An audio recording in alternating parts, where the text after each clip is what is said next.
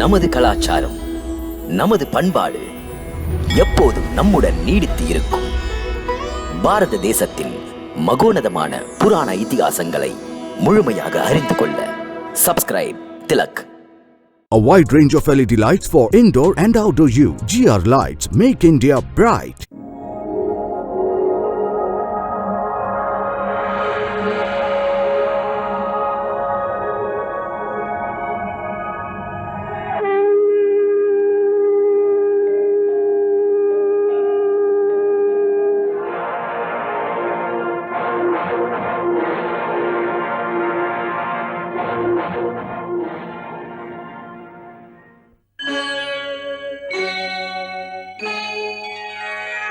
Krishna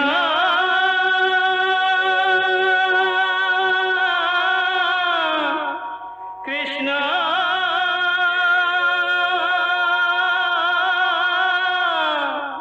Hare Krishna Hare Hare.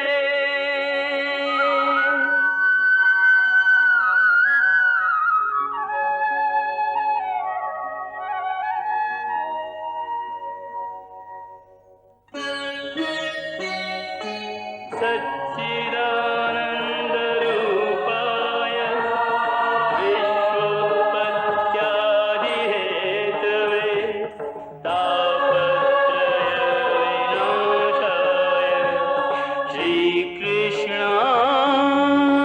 श्रीकृष्णाय वयं नमः.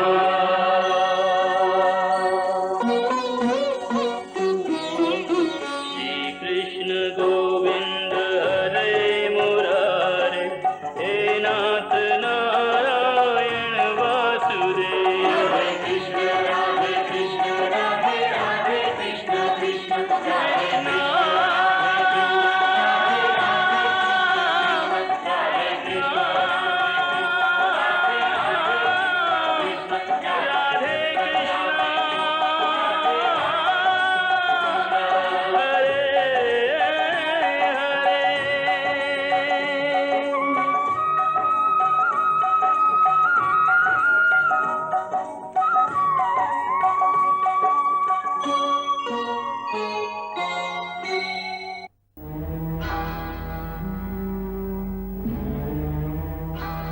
ருக்மிணி அவள் சகோதரன் மீது உள்ள அச்சத்தால் பெரிதும் கலங்கினாள்.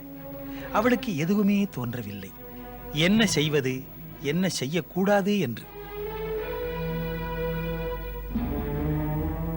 ருக்மியின் மீது உள்ள அச்சத்தினால் அரண்மனையிலே ருக்மிணிக்கு ஆதரவு காட்ட யாருமே முன்வரவில்லை.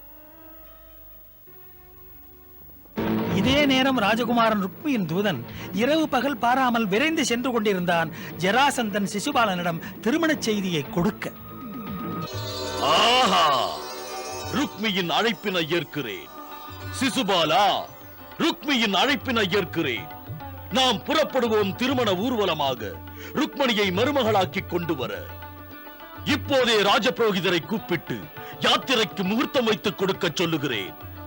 நமது நட்பு மண்டவர்களுக்கெல்லாம் முறையோடு ஊர்வலத்தில் கலந்து கொள்ள நான் அழைப்பு விடுக்கிறேன்.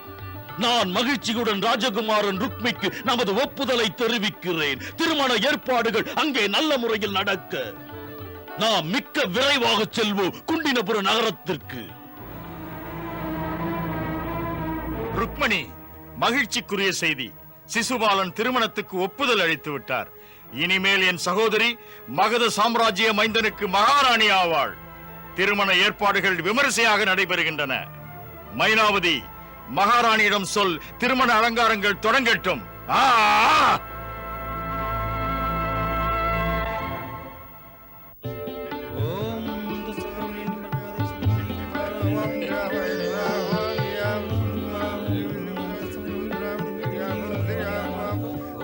புரோகிதரே, சீக்கிரம் முடியுங்கள். மாப்பிள்ளை ஊர்வலம் தொடங்க முகூர்த்த நேரம் நெருங்குகிறது. மன்னா, உங்கள் பயணத்தில் இந்த ரட்சை பாதுகாப்பாக இருக்கும். புறப்படும் முன் உங்கள் குலதெய்வத்தை மனப்பூர்வமாக வணங்குங்கள். புறப்படும் ஐந்தா, பயணத்தை தொடங்குவோம். ஆன்றோர்கள் வாழ்த்த, சான்றோர்கள் வாழ்த்த, முன்னோர்கள்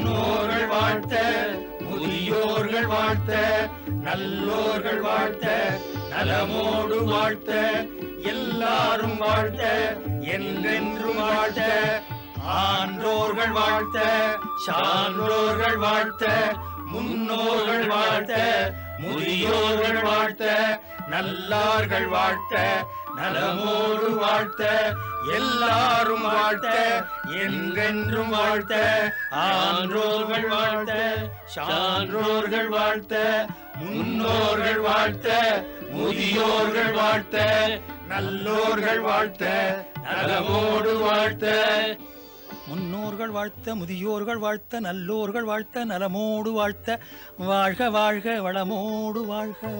சாம்ராட், அந்தணரும் அறவோரும் மணமகனுக்கு வாழ்த்து கூறி விட்டார்கள். யாத்திரையை ஆரம்பியுங்கள். நல்ல முகூர்த்த நேரம் இது.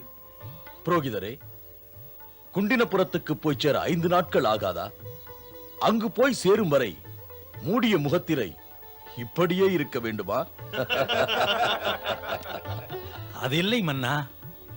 நீங்கள் ஓய்வுக்காக தங்கும் இடத்தில் மணமகனுக்கு ஓய்வு கொடுக்க முகத்திரையை எடுத்து அடுத்த நாள் அணிய செய்யுங்கள். முகத்திரையும் நலுங்காது, மாப்பிள்ளைக்கும் சற்று ஓய்வு. யாத்திரையை ஆரம்பியுங்கள். அப்படியே புறப்படும் ஐந்தா, ஊர்வல பயணத்தை தொடங்குங்கள். வா.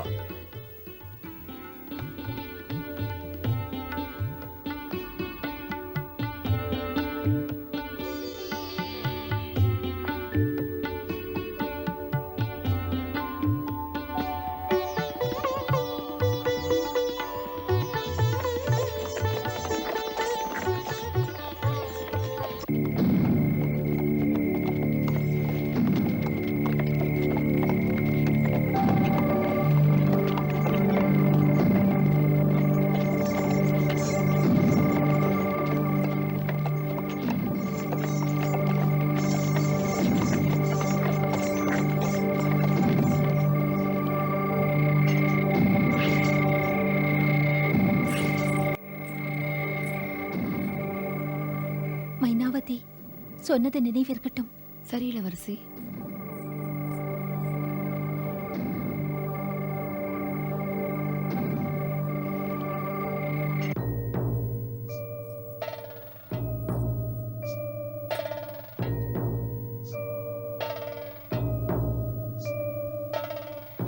யாரங்கே?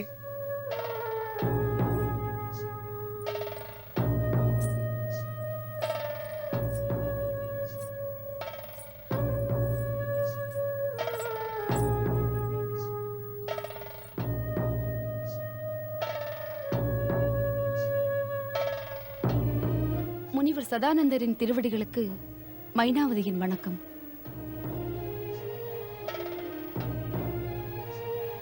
மைனாவதி, நீயா? இந்த சமயத்தில் என்ன விஷயம் அம்மா?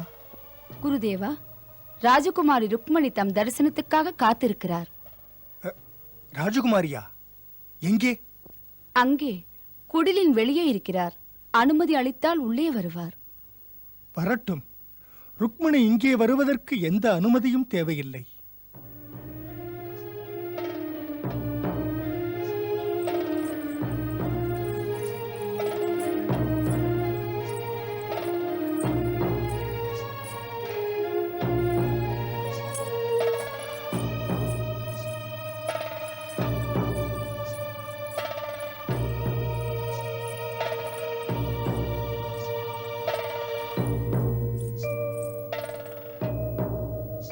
ராஜகுமாரி, உங்களை வரச் சொல்கிறார்.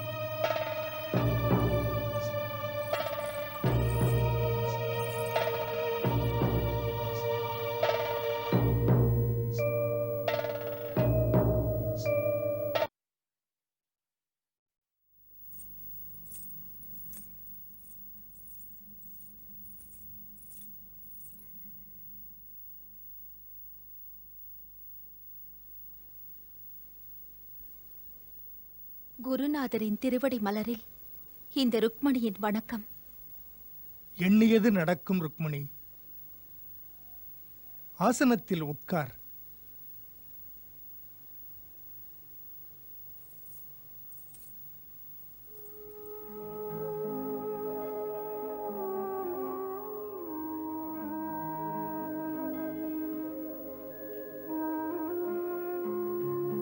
அரண்மனையில் அனைவரும் நலமா? எல்லோரும் நலம்.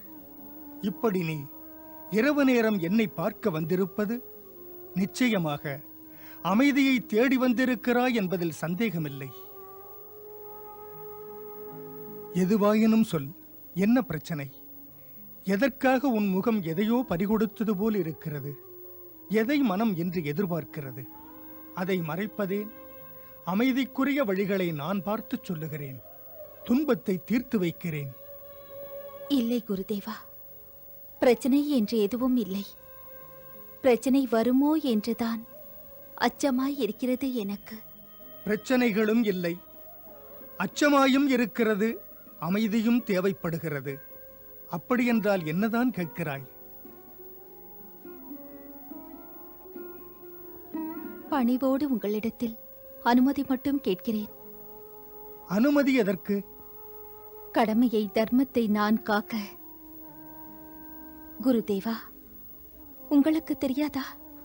அன்றொரு தினம் நீங்கள்தான் சொன்னீர்கள், பிராமணரின் கடமை நல்லவை செய்தல், தர்மத்துக்கு பாதுகாப்பாக இருத்தல், அவசர நிலைமைகள் உருவாகுமானால் நம்பிக்கையுடன் தன்னை அண்டியவருக்கு தெய்வத்திடம் அருள் பெற பூஜை செய்தல். பொதுவாக ஒரு பிராமணர் அல்லது ஒரு ரிஷி கடமை கருதி மற்றவருக்கு குருவாய் இருந்து வழிகாட்டுகையில் அதுவே அவருக்கு அமைதியை தருகிறது. தன்னை நம்பியவரை எந்த முறையிலும் பாதுகாப்பது அவர் பொறுப்பில் ஒன்றாகிறது. குருவை நம்பியவருக்கு நேருகின்ற மனோரீதியான சிக்கலை, சிரமங்களை தீர்ப்பதும் குருவின் கடமைதான். அந்த சிக்கலில் இருந்து ருக்மணியை காத்திடுங்கள். இன்று எனது நிலை, நெஞ்சிலே உருவாகின்ற ஒரு புயல். அதை பொய்யாக்க நம்பிக்கை கோடாக தங்கள் திருவடிகளை பற்றிக் கொள்கிறேன். குரு, தாம் தர்மத்தின் பக்கம் பேசுவீர்கள் என்று தாயை தேடி வரும் கன்று போல இங்கு வந்தேன். குருதேவா, என் வாழ்வே ஒரு கேள்விக்குறியாகிறது. பரிவு காட்டுங்கள் எனக்கு. இல்லை ருக்மணி, மனவேதனையை என்னால் தீர்க்க இயலாது. ஏன்? ஒருவருக்கு நேரும் வேதனையை அவரே தீர்த்துக் கொள்ள வேண்டும். தன் கையே தனக்கு உதவி என்பது அனுபவ மொழி. ஏனெனில் தர்மங்கள் எடுத்து பேசுவது மனசாட்சிப்படி நட என்று, மரியாதையை இழக்காதே என்று. ஆகையால் எது உனது கடமை என்று நினைக்கிறாயோ அந்த கடமையை காப்பதுதான் உனது கடமை. நீ பேசுவதில் நியாயமிருந்தால், அப்படி செய்வது உனக்கு நன்மையானால், மரியாதைகளை காப்பாற்றும் என்றால், என் பங்கு உதவி உனக்கு தேவை என்றால், உதவுவது நல்லது என்றால் உதவுவேன். நிச்சயம் உதவுவேன். உதவத் தயங்க மாட்டேன். உன்னை கைவிட மாட்டேன். குருவிடம் மறைக்காமல் உண்மையை சொல்லிவிடு. மன்னவன் பெண்ணுக்கு என்ன பிரச்சனை? எதற்காக என்னை நாடி வந்தாய்?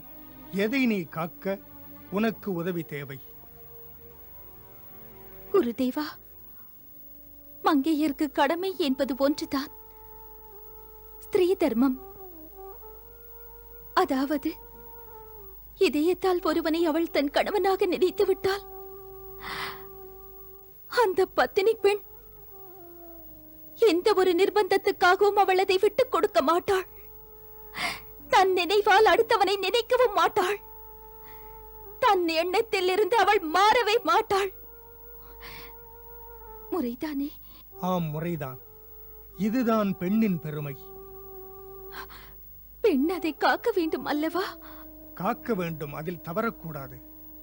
இதில் சமுதாயம், சாஸ்திரம் இரண்டும் பெண்களுக்கு கணவனை தேர்ந்தெடுக்கும் உரிமை அளித்திருக்கிறது.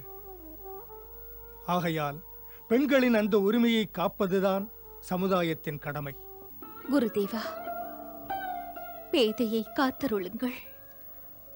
பெண்ணின் தர்மத்தை காக்க மனமாற நான்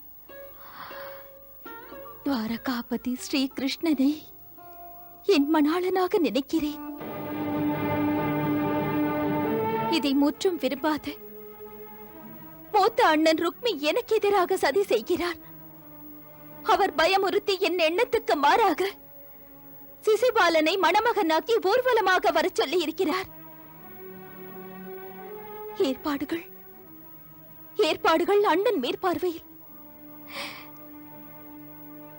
இந்த நிலைமையில் நான் அனாதை. அரண்மனையிலும் ஆதரவில்லை. பாவம் என் தாய் மற்றும் அண்ணன்கள், பாசமுள்ள தந்தை யாருமே எனக்கு இன்று ஆதரவாக இல்லை. அவரெல்லாம் ருக்மி அண்ணனை கண்டு அஞ்சுகிறார்கள். இப்படி ஒரு நிலைமையில் தர்மம் அறிந்தவர்கள் பேதைக்காக வாதாடவில்லை. இந்த ருக்மணிக்காக தர்மம் அறிந்த தாங்கள் உதவுவீர்கள் என்று இங்கே வந்தேன்.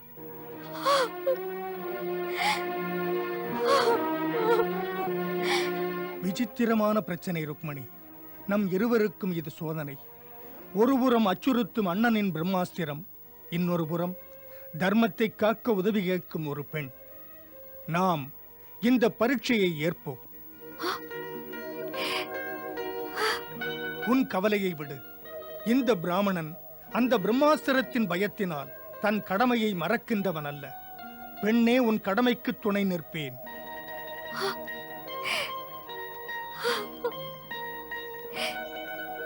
புது நம்பிக்கை தந்தீர்கள் குருதேவா, புது நம்பிக்கை தந்தீர்கள்.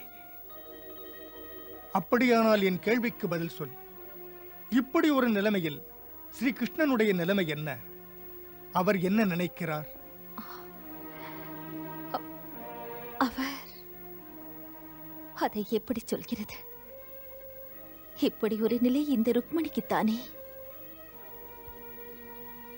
அவருக்கு இதுவரை எதுவுமே தெரியாது.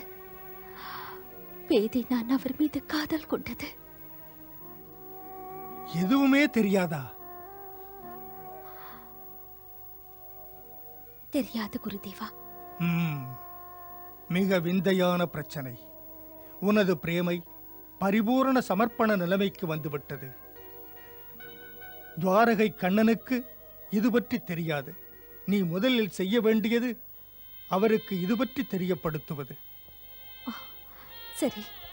ஆனால் உன்னுடைய காதல் ஏற்பது தடைப்பட்டால்? அது தடைப்பட்டால் என்ன? என் உண்மையான அன்பு பொய்யாகாதே. என் பிரபுவை நான் மட்டும்தானே காதலிக்கிறேன். மனப்பூர்வமாக என்னை அவர் அன்புக்கு அர்ப்பணித்து விட்டேன். அதை அவர் ஏற்பதென்பது அவருடைய இஷ்டம்தான். அதை மாற்றச் சொல்ல இந்த ருக்மணிக்கு அதிகாரம் ஒன்றும் இல்லையே. குருதேவா, என் உயிர் அவரை நம்புகிறது, அவருக்காக வாழ்கிறது. என் உயிரை அவருக்கு அர்ப்பணிப்பதே திருமணம் தானே. இஷ்டப்படாத ஒருவனுக்கு கழுத்தை நீட்ட மாட்டேன்.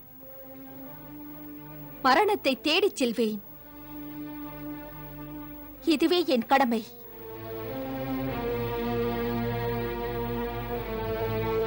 பாவம், தற்கொலை மகா பாவம்.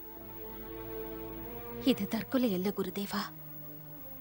இந்த மரணம் ஒரு பத்தினி பெண்ணின் மானத்தை காத்துக் கொள்வதற்கு. இதை ருக்மணி பெருமைக்குரியதாக நினைக்கிறாள். வாழ்க. ஒரு உண்மையை துணிவாக சொல்லிவிட்டாய். பெண்மைக்கே பெருமை சேர்த்தாய். உனது உணர்வு உயர்ந்தது. உனது பிரேமை பெண்மையின் இலக்கணம். மாசற்றவளே, உன்னை வணங்குகிறேன். சொல் ருக்மணி, உனக்காக என்ன செய்ய வேண்டும்?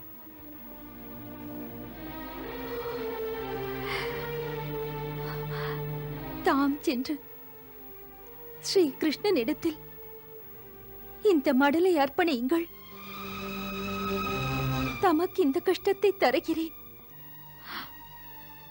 முனிவரே, இதை யார் மூலமாகவும் கொடுத்திருக்கலாம். மற்றவரை நான் நம்ப முடியவில்லை.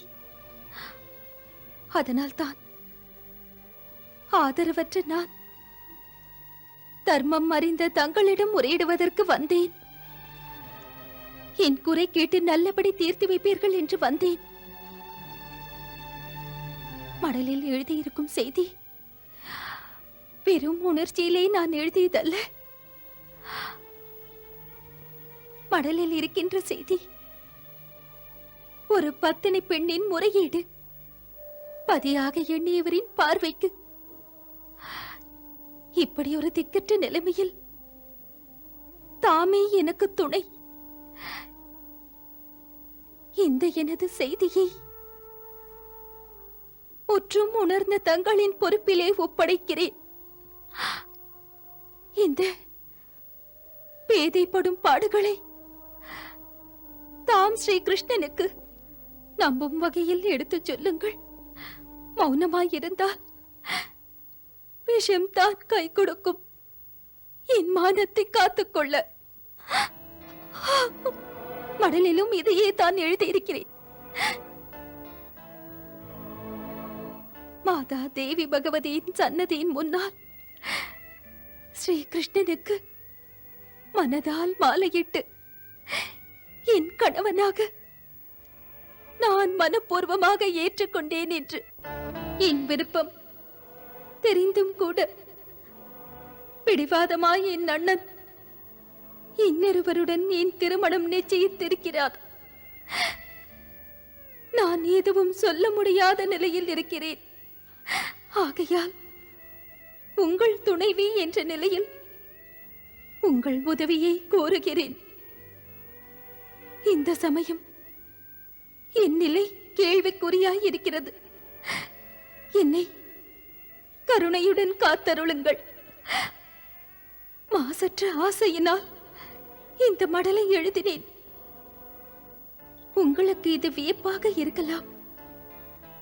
இருக்கும். தவிர்க்க முடியாத காரணங்களால் தாங்கள் இந்த இளையவளை மனைவியாக ஏற்க விரும்பவில்லை என்றால் குறை சொல்ல மாட்டேன். உங்கள் வரை வேதனையை எனக்காக ஏற்றுக்கொள்ள வேண்டியதில்லை. படும் துயரம் என் மனதுக்குள் இருக்கட்டும். இப்படி ஒரு நிலையில் நான் ஒன்றை மட்டும் சொல்ல விரும்புகிறேன். ஏதோ ஒரு காரணத்தால் என்னை நீங்கள் ஏற்றுக்கொள்ளாதிருக்கலாம். அப்போதும் எனக்கு உங்கள் உறவு இருக்கும். என் எண்ணம் உங்களுடனேயே இருக்கும். ஏனென்றால் என் எண்ணம் இதயபூர்வமாக எழுந்தது, உங்களோடு கலந்து விட்டது. இதெல்லாம் என் தேவி மாதாவின் சன்னதியில் நான் எடுத்த முடிவு. இந்த எனது முடிவு உறுதியானது, மாற்ற இயலாது. இது என் காதலுக்காக நானே எடுத்துக்கொண்ட முடிவு. தங்கள் திருவடிகளில் அர்ப்பணித்து விட்டேன். இந்த எனது உடல் கூட உங்களுக்கு சொந்தம். ஆகையால் என் உடம்பை வேறு மாற்றான் ஒருவன் தொட்டு உறவாடக்கூடாது. என் புனிதத்தை காத்துக்கொள்ள இந்த உடலை மரண தேவனுக்கு அர்ப்பணிக்கிறேன். நேரம் அதிகமில்லை. ஊர்வலம் நகரை நெருங்கிக் கொண்டிருக்கிறது. ஆகையால் என்னை உங்கள் அடையாளாக ஏற்றுக்கொண்டு உடனே என்னை காக்க வந்து விடுங்கள். என்னை காப்பாற்றுங்கள். இல்லையெனில் பேதையின் இறுதி வணக்கத்தை ஏற்றுக்கொண்டு உயிரை நான் விட்டு விடுவதற்கு ஆணை தாருங்கள். தங்களை ஜென்ம ஜென்மமாக தொடர்ந்து வரும் ருக்மணி.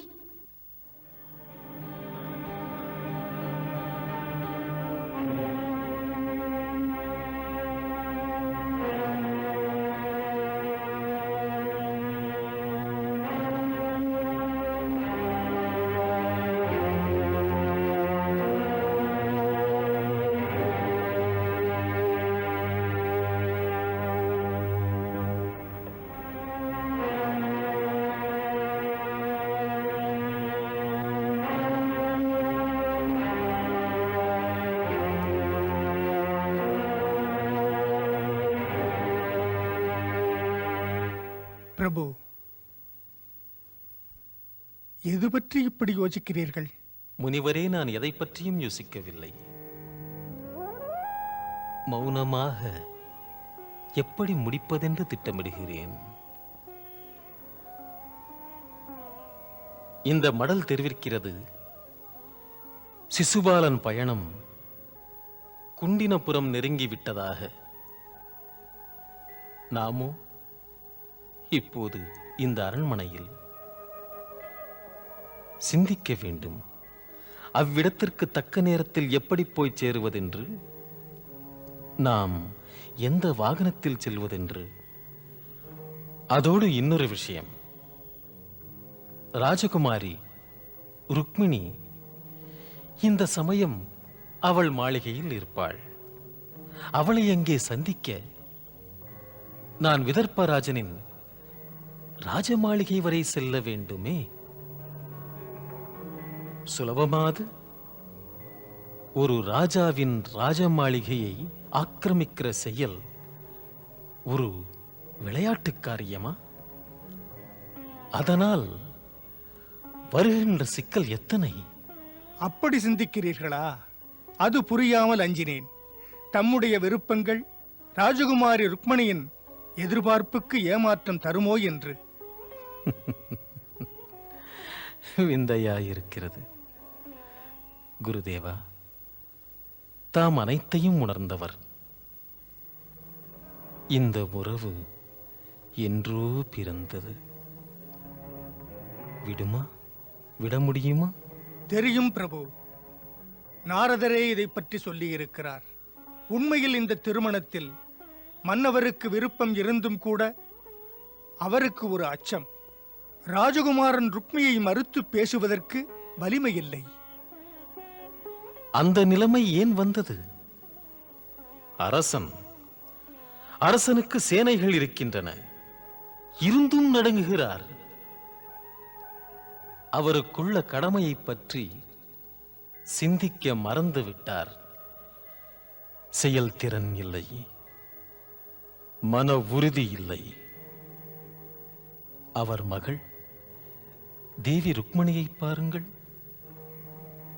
பெண்தான், பக்கத்துணை இல்லை, கட்டுப்பாடு.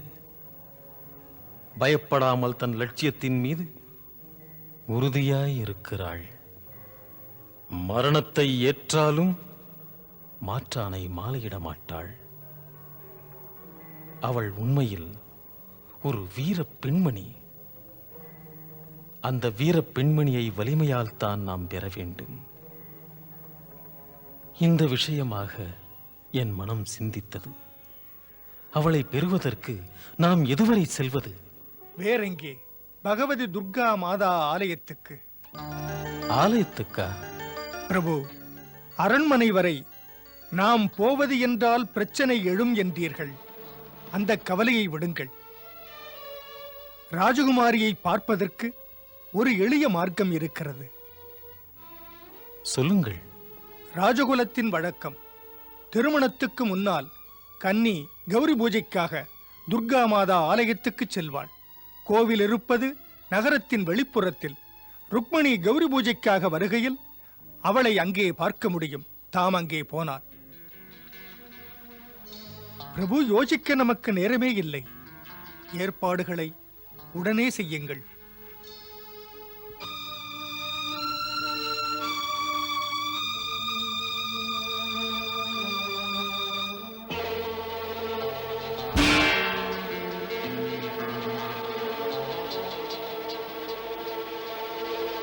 செல்லுங்கள், நம் தேரோட்டியை உடனே எழுப்புங்கள். சொல்லுங்கள், உடனே நம் தேரை ஆயத்தப்படுத்தி நம் குதிரைகளில் மிக வேகமாக செல்லும் குதிரைகளை தேர்ந்தெடுத்து தேரிலே பூட்டச் சொல்லுங்கள். நாம் உடனே இரவோடு புறப்பட வேண்டும்.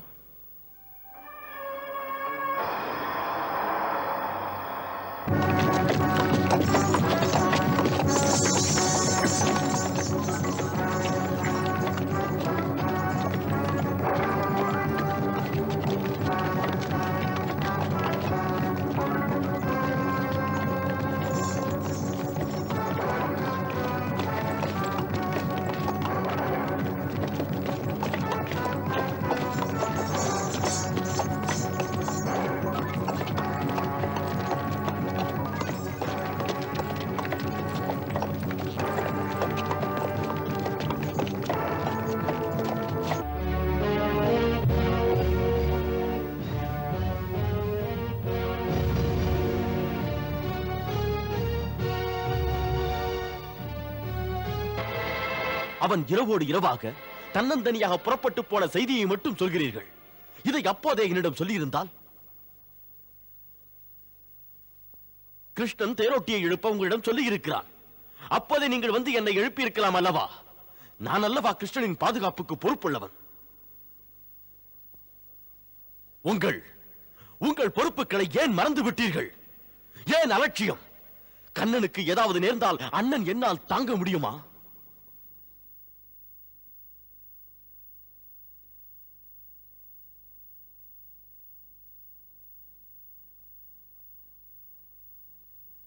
யார் சொல்லி கிருஷ்ணன் போனான்? பிரபு, தேரிலே அவர் செல்லும் போது கூட ஒரு புரோகிதர் இருந்தார். புரோகிதரா? அந்த புரோகிதர் எங்கிருந்து வந்தார்? துவாரகையில் உள்ளவரா, வெளியூரா? அது பற்றி தெரியாது.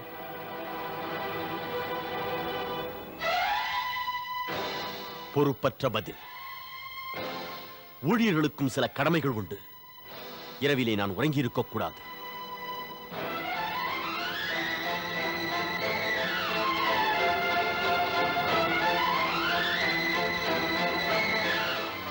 பொறுமைக்கும் ஒரு எல்லை உண்டு.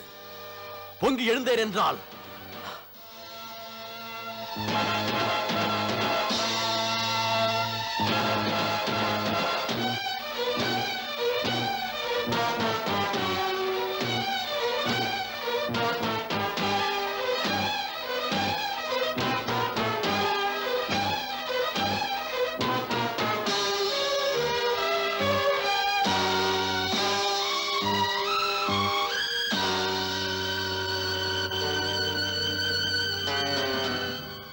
ருக்மணி எழுதியிருக்கிறாள். என்ன நினைத்துக் கொண்டான்? அவன் தன்னந்தனியாகவே அங்கு ஏன் சென்றான்? இப்போது அங்கே குண்டினபுரத்தில் ஜராசந்தன், சிசுபாலன், சல்லியன், இந்த கூட்டங்கள் ருக்மிக்கு தாளம் போடுவார்கள். இவர்கள் எல்லோரும் சேர்ந்து கண்ணன் விதர்ப்ப ராஜகுமாரியை கடத்தி வர விடமாட்டார்கள். மகாமந்திரி, நமது தளபதிகள் அனைவரையும் இங்கே அழையுங்கள். கண் சிமிட்டும் நேரத்தில் சேனைகள் ஆயத்தமாக வேண்டும். குண்டினபுரம் நோக்கி செல்வதற்கு நாம் கிருஷ்ணன் சென்றிருக்கும் இடம் செல்லும் வரை நம் சேனைகள் ஓய்வெடுக்க கூடாது.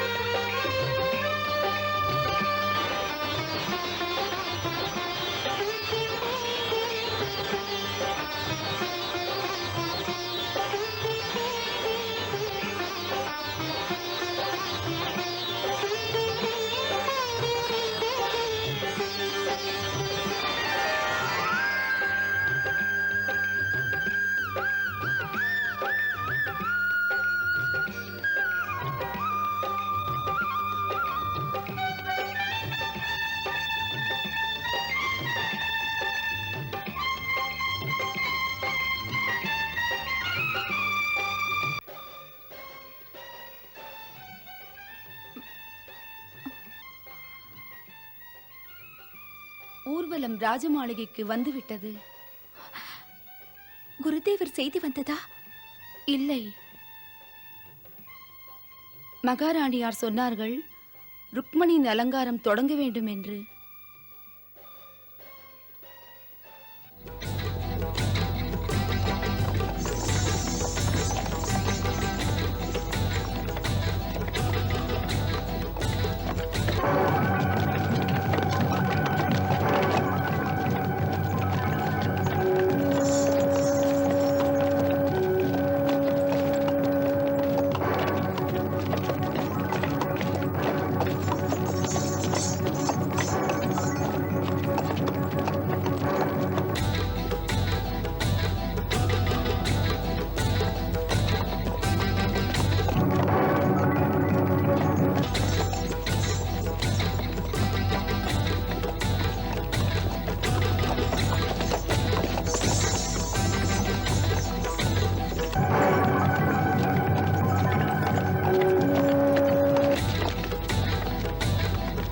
நம்மை தொடர்ந்து எதிரி வருகிறான். இல்லை பலராமண்ணா, அவர் படையுடன் எனக்காக பின்னாலேயே வருகிறார்.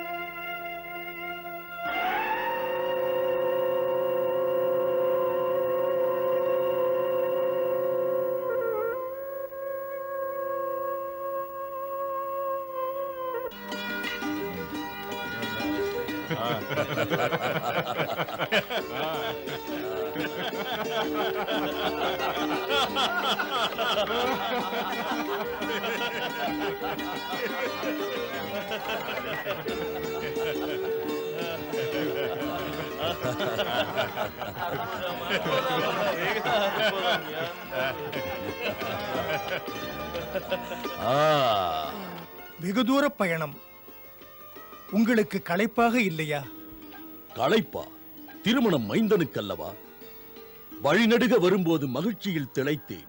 நெடுந்தூர பயணம் என்றாலும் பார்க்க அரிய காட்சிகள்.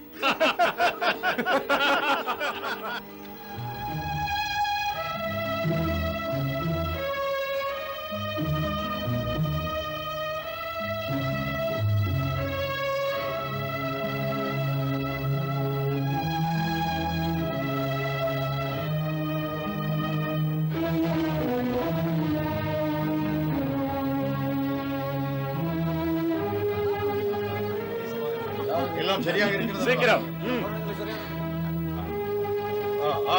வாருங்கள், வாருங்கள், வேகமாக வாருங்கள்.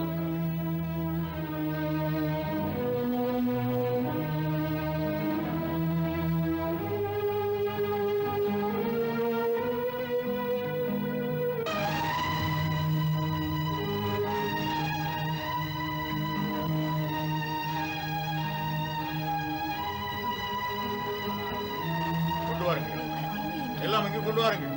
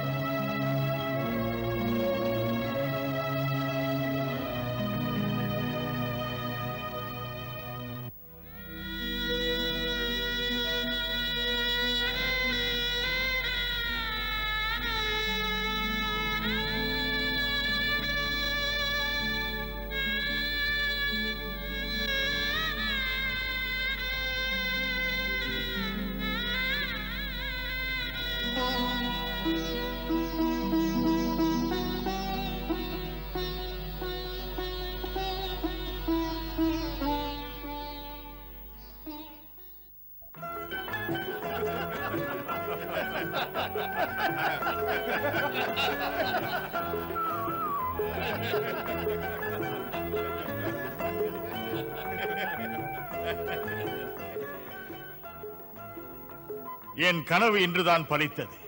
என் அன்பு தங்கையை மாலையிட உன் போன்ற மன்னர் மைந்தனைத்தான் விரும்பினேன். ராஜமாளிகை பெருமை பெற்றது. பேசுவதெல்லாம் இருக்கட்டும். மனம் போல் நடந்த பிறகுதானே மகிழ்ச்சி. சிசுபாலா, என் பேச்சில் உனக்கு சந்தேகங்களா? என் பேச்சில் உண்மையே இல்லையா? முடிப்பேன் என்று சொன்னவன் முடிக்காமல் இருப்பேனா? அப்படி சொல்லவில்லை. தப்பாக நினைக்கிறாய். முழு நம்பிக்கை உன்னிடம் எனக்கு உண்டு. மனதில் ஏதோ ஒரு நெருடல். இன்று மீண்டும் மீண்டும் நண்பா எனது இடதுகண் துடிக்கிறது. இது ஏதோ கெட்ட சகுனம்தானோ என்ற எண்ணம் மனதில் ஏற்படுகிறது. சிசுபாலா, சகுனங்களை அபசகுனங்களை வீரமுள்ளவன் பொருட்படுத்துவதில்லை. கோழை பயந்து விடுவான். ராஜகுமாரா சிசுபாலா, வீரம் என்பது ஐயமோ அச்சமோ அறியாது வைரம் போன்றது. இதை பெரிதாக நீ எடுத்துக் கொள்ளக் கூடாது. நீண்ட பயணத்தினாலும் உடல் களைப்பாலும் அப்படி உனக்கு தோன்றலாம். சந்தேகங்களை தூக்கி எறிந்து விடு. இனிமேல் பிரம்மதேவன் வந்தாலும் எனக்கு எதிராக எதுவும் நடக்காது.